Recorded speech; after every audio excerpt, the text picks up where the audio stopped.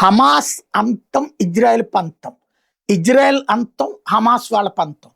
పుట్టిన పిల్లలకి కూడా యూదులను ఎలా తల నరకాలి, మనిషి కనబడ్డప్పుడు కాళ్ళెట్టా కొయ్యాలి, చెయ్యెట్టా కొయ్యాలి, ఎలా చంపేయాలని ట్రైనింగ్ ఇస్తారు. రెండో ఏడు మూడో ఏడు నుంచినే తుపాకులు కత్తులతో శిక్షణ ఇస్తారు హమాస్ వాళ్ళు. పాలస్తీనాలో ఉన్నటువంటి వాళ్ళకి ఇజ్రాయేలీల మీద అంత కక్ష పెంచుతుంటారు. బట్ ఇజ్రాయేలీ పౌరులేమో వాళ్ళ పిల్లల్ని చక్కగా చదువుకోవడం, ప్రపంచవ్యాప్తంగా విస్తరించడం, ప్రపంచవ్యాప్తంగా ఎలా ఎదగాలి ఇది నేర్పుతారు వాళ్ళ దగ్గర. అందుకని వాళ్ళు ప్రపంచమంతా వెల్ సెటిల్డ్ అయ్యి వెల్ ఫైనాన్షియల్గా ఉంటారు, అద్భుతంగా ఎదుగుతారు. వీళ్ళేమో తీవ్రవాదులుగా మిగిలిపోతుంటారు. ఆ హమాస్ అనేది అంతమైతే పాలస్తీనా పౌరులు కూడా సుఖంగానే ఉంటారని ఇజ్రాయెల్ చెప్తుంది.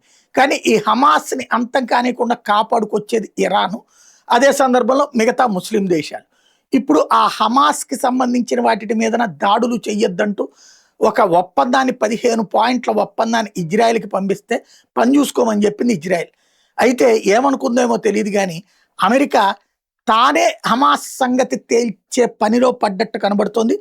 తాజాగా ఇరాన్లో ఉన్నటువంటి టెహ్రాన్లో ఉన్నటువంటి ఐఆర్జీసీ హెడ్ క్వార్టర్స్ని ధ్వంసం చేసింది అమెరికా, ఇజ్రాయెల్ కాదు ఈసారి.